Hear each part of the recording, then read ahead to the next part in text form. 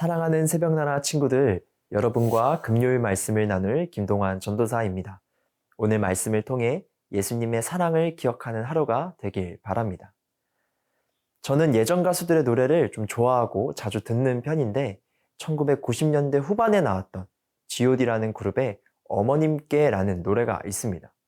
그 노래 가사 중에 어머니는 짜장면이 싫다고 하셨어 라는 가사가 있습니다.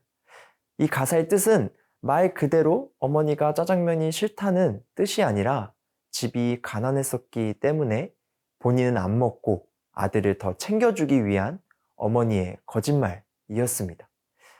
이 거짓말 속에는 자신도 배고프지만 아들의 배고픔을 먼저 채워주기 위한 사랑이 담겨 있었습니다.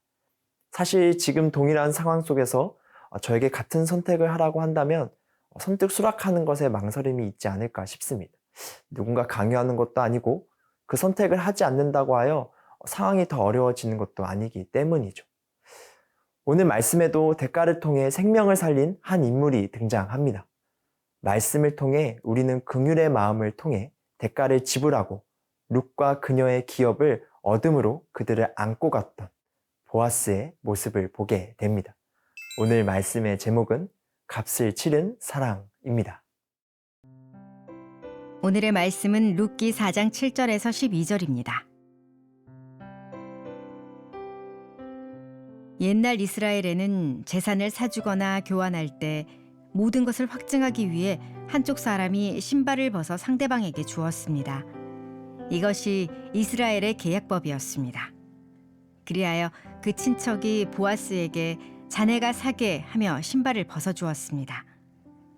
그러자 보아스는 장로들과 모든 사람들에게 선언했습니다.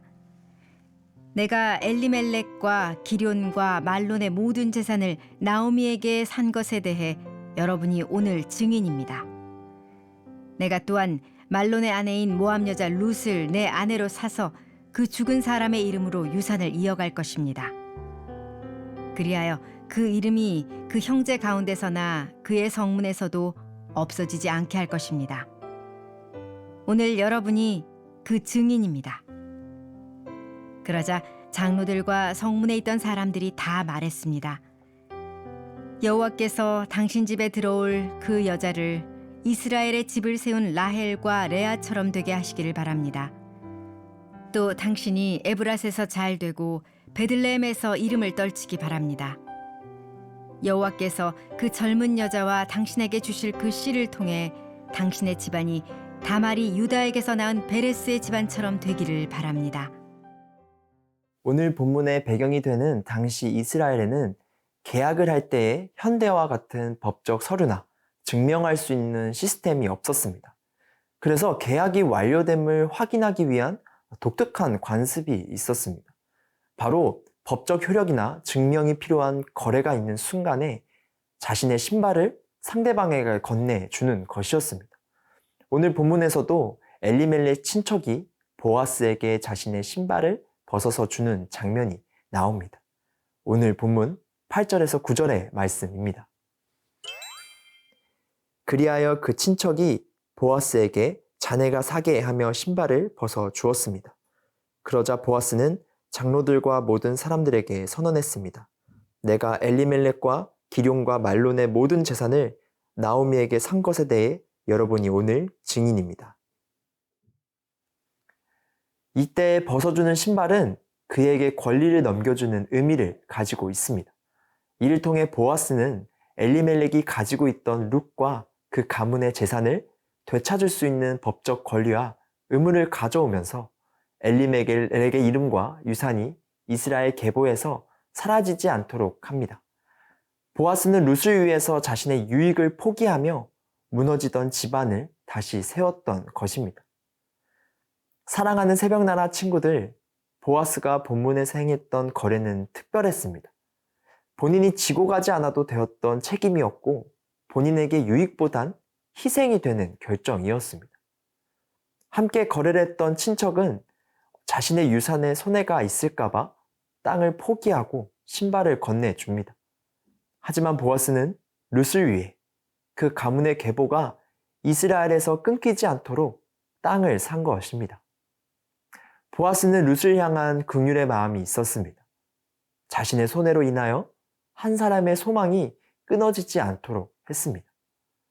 이기심을 내려놓고 남을 위한 긍휼과 사랑의 결단을 한 것입니다. 우리도 보아스의 마음을 기억하여 하나님의 나라를 위해 나의 우선순위보다 누군가를 위해 생명의 통로를 열어줄 수 있는 삶을 살기 원합니다.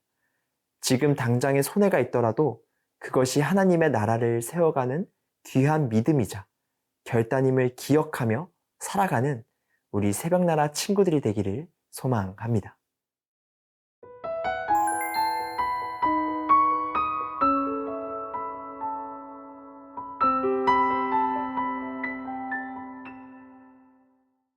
보아스의 단호하고 위대한 결단에 그곳에 있던 모든 증인들과 장로들이 그에게 이러한 축복으로 화답을 합니다.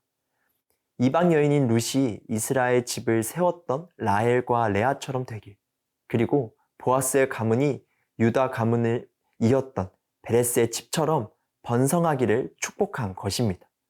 오늘 본문 11절에서 12절의 말씀입니다. 그러자 장로들과 성문에 있던 사람들이 다 말했습니다.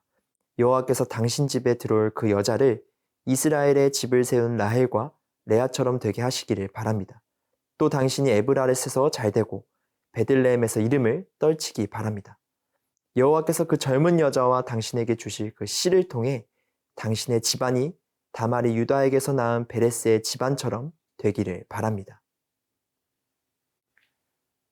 룻과 보아스를 향한 이들의 축복은 공동체로 함께함을 승인한 것과 같은 것이었습니다. 그리고 축복 안에 있는 인물들의 비유를 통해 이제 룻이 이스라엘의 미래를 이어가는 한 사람으로 인정받음을 보여줍니다. 보아스의 헌신이 룻을 살리는 하나의 소망이 되었고, 이후 다윗 왕을 넘어 예수 그리스도로 계보가 이어지는 생명의 통로가 된 것입니다.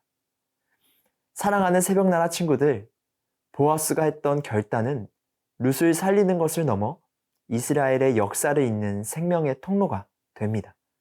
그가 치른 대가가 생명을 얻게 했고 영원한 하나님 나라에 기억된 것입니다.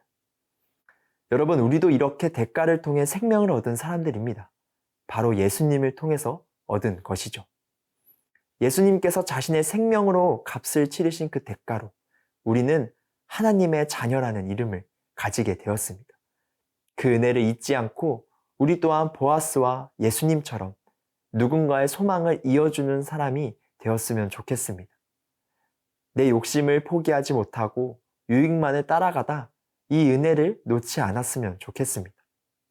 나의 편안함을 포기하는 것은 누구에게나 어렵고 망설여지는 선택이지만 그 하나의 선택을 통해 생명의 통로가 될 수 있다면 기꺼이 순종함으로 결단하길 원합니다.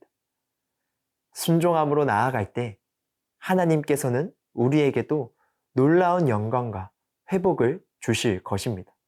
그래서 이를 통해 이어지는 소망과 드러나는 하나님의 영광을 기대하며 헌신과 순종이라는 복된 삶을 결단하고 살아가는 우리 새벽나라 친구들이 되기를 소망합니다. 사랑의 하나님, 오늘 말씀을 통해 나의 우선순위와 편안함만을 생각하는 것이 아닌 순종함으로 누군가의 소망을 이어주는 생명의 통로가 되도록 결단하는 우리가 되게 해 주시옵소서. 예수님의 이름으로 기도합니다. 아멘.